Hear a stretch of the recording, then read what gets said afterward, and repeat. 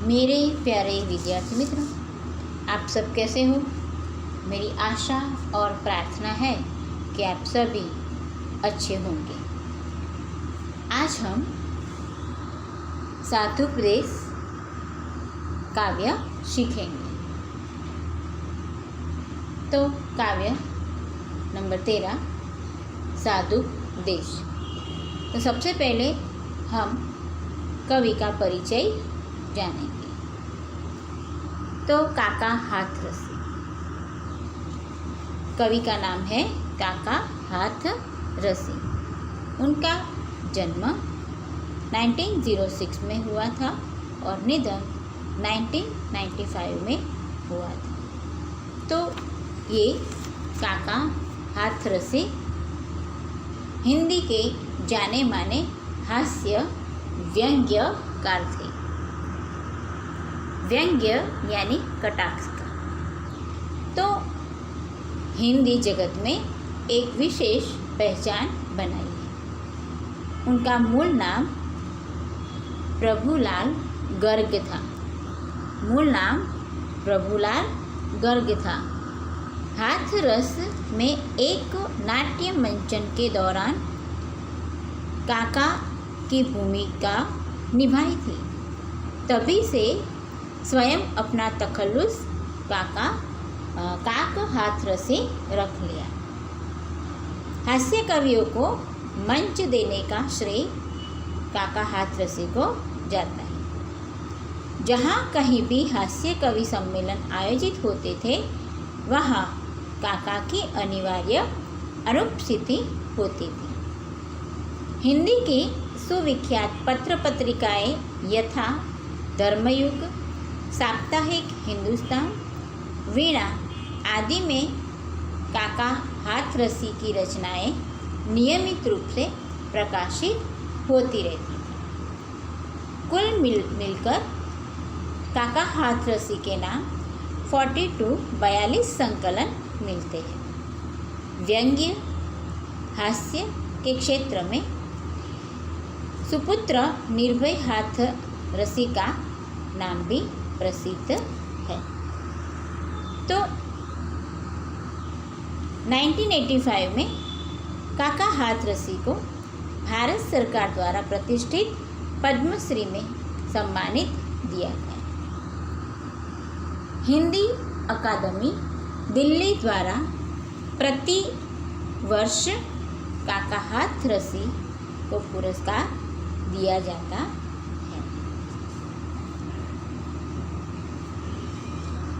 अब हम काव्य की ओर जाएंगे। तो प्रस्तुत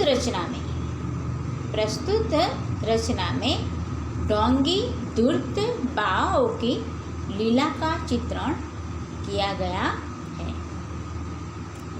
तो यहाँ बताया है कि आइए प्रिय भक्तगण, उपदेश कुछ सुन लीजिए। पढ़ चुके हैं बहुत पोथी, आज कुछ गुण लीजिए। हाथ में हो गौमुखी, माला सदा हिलती रहे। नम्र ऊपर से बने, भीतर छुरी चलती रहे। तो भक्तगण यानी भक्त लोग, उपदेश हित की बात, दूसरा अर्थ में हम सीख कहते हैं। पोथी शब्द, पोथी का अर्थ है ग्रंथ पुस्तक। गुण यानी गुण, गौमुखी जिसमें माला रखकर नाम स्मरण किया जाता है। जिसमें माला रखकर नाम स्मरण किया जाता है। यहाँ मैंने आपको बताया है। माला यानी गोलाकर पिरोई हुई तुलसी के मन के। नम्र यानी विनम्र। छुरी चलती यानी छुरी चलना यानी कपट करना।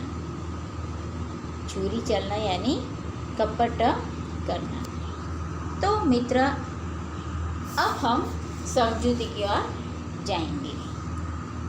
तो काव्य में कहा गया है, ढोंगी साधु अपने भक्तों को उपदेश देते हुए कहते हैं कि आप लोगों ने यूँ तो अनेक ग्रंथ और अनेक पुस्तकें पढ़ी होगी, आज आप मेरे भी कुछ गुण ले लीजिए।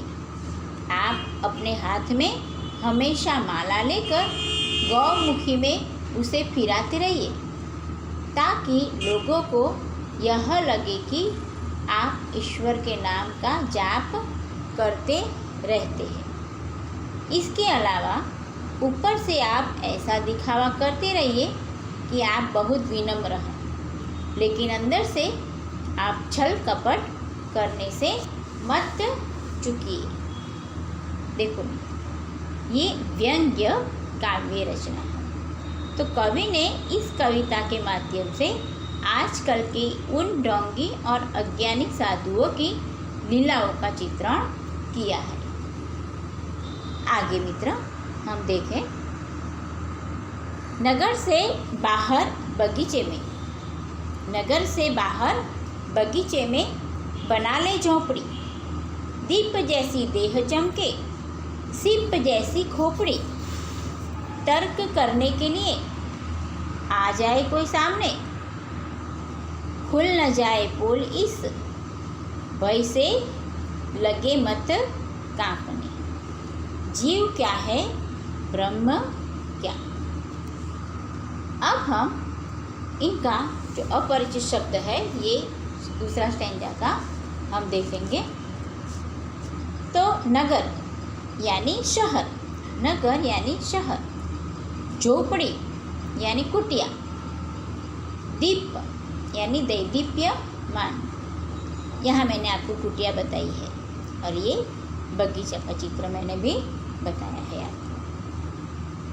आगे कहते हैं सीप, सीप यानी सीपी, खोपड़ी यानी सिर, तर्क यानी दलील, तर्क यानी दलील, पोल यानी रहस्य, पोल यानी रहस्य,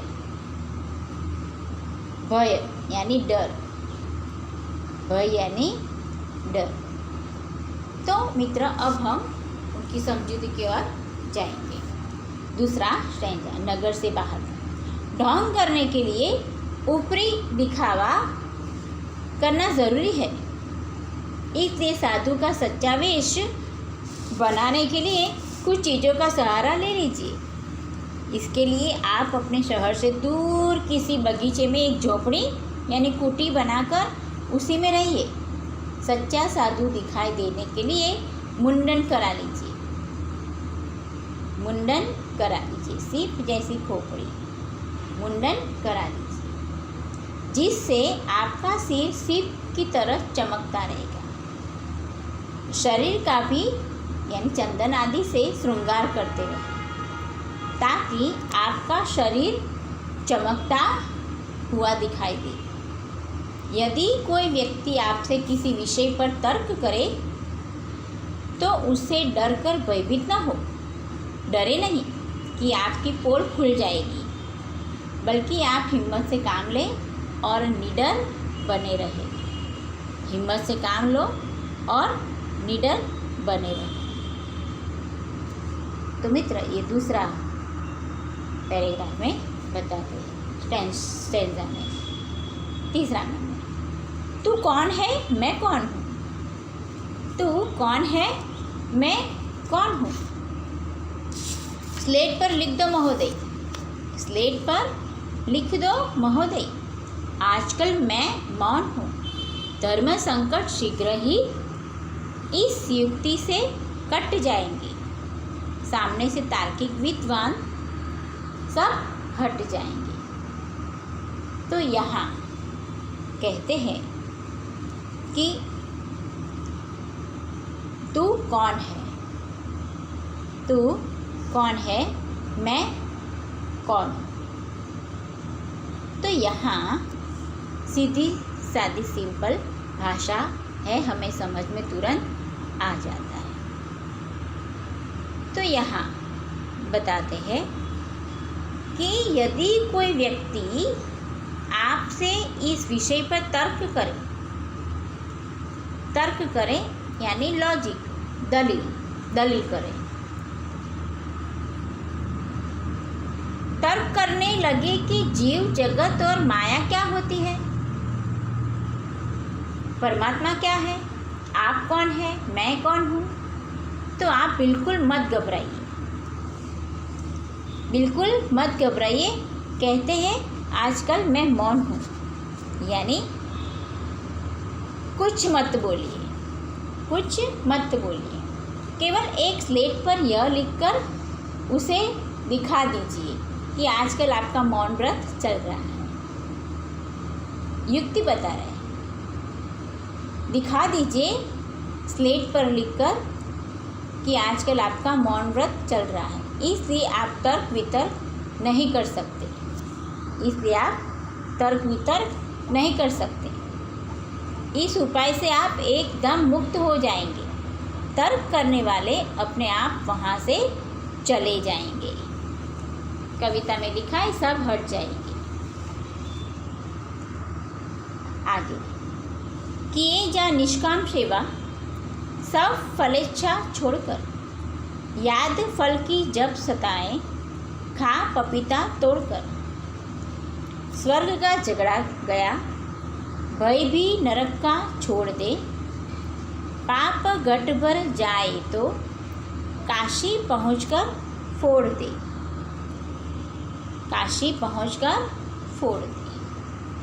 तो यहाँ चौथा नंबर का जो श्लोक है, किए जा निष्काम सेवा। तो निष्काम यानी निरपेक्ष। आगे हमने देखा तार्किक शब्द मतलब तर्कशास्त्र का जानकार। तो निष्काम यानी निरपेक्ष। फलेच्छा यानी फल की इच्छा। झगड़ा गया यानी चिंता नहीं। पाप गट, यहाँ शब्द है पाप गट, तो पाप का गड़ा। काशी शब्द है, पाप मोचनी काशी।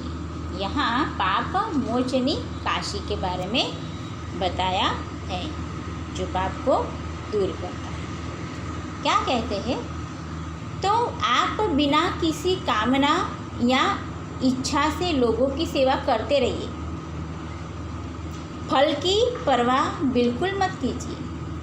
यदि फल की कभी याद आ जाए तो इधर उधर हाथ मार कर जो हाथ में आ जाए उसे झपट लीजिए। स्वर्ग प्राप्ति से कोई वास्ता मत रखिए। नरक में जाने का डर भी मन से निकाल दीजिए। यदि आपके पापों का घड़ा भर जाए यानी पाप ज़्यादा हो जाए तो चिंता मत कीजिए, सीधे पाप मोचनी काशी चले जाइए। वहाँ आपके सारे पाप बिना साबुन के चुटकी बजाते धुल जाएंगे। मित्र, जो ऊपर से तो विनम्र और भले दिखाई देते हो, पर अंदर से कुटिल और धूर्त होते हैं। तो यहाँ प्रस्तुत रचना में ढोंगी धूर्त बाबाओं की लीला का चित्रण किया गया है। साधुपदेश शीर्षक से तो लगता है कि साधु अर्थात सज्जन का उपदेश होगा, पर कवि ने व्यंग्य शैली अपनाकर ऐसे साधु ढोंगी बाबा आदि के प्रति अपना आक्रोश प्रकट किया है। पोथी पढ़ने और माला फेरने से कुछ नहीं होता। एक और हम राम नाम जपते हैं, गौमुखी में हाथ डाल माला के दाने को फेरते हैं, तो दूसरी ओर मीठी छुरी भी चलाते हैं। ये तथाकथित साधु बाबा न तो ज़्यादा पढ़े लिखे होते हैं न ज्ञानी, इसलिए भक्तों द्वारा पूछे गए प्रश्नों का उत्तर न देने पड़े, इस हेतु मौनी बाबा का स्वांग रचाए बैठे रहते हैं।